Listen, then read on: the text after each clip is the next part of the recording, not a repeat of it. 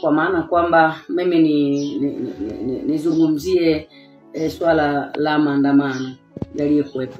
Maandamano haya yaliyokuwepo ya tarehe 29 yalikuwa maandamano ambao ni ya wananchi na sio ya vyama.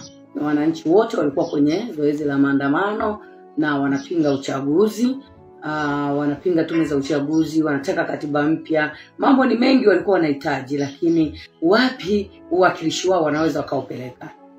Hapapo, hakuna eneo lolote. Kabili sasa wao wajiorganize, waingie kwenye maandamano ya kudai haki na kuzuia uchaguzi. Lakini uchaguzi umefanyika. Uchaguzi umefanyika, wamefanya wenyewe, wanajua wenyewe walipigiwa kura na kina nani, wao wanajua. Lakini kuna jambo moja ambalo ni jambo kubwa la kusikitisha. Sisi hapa nyumbani tuna binti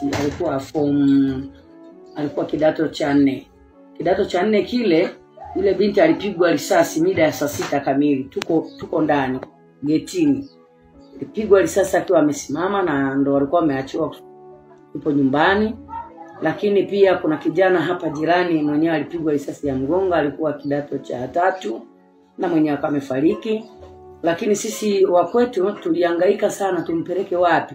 Tulipeleka mochwari ya Katoro, ikakutwa mochwari imejaa. Tukatoka, tukahangaika na mwili wa marehemu tukapeleka hospitali ya kule Mapinduzi B, lakini hospitali ile ilikuwa imejaa. Tukashindwa tumpeleke wapi. Hatima yake tukapanga sasa tumfunge mtu, tusafirishe mwili uondoke tukaupeleka Bwanga.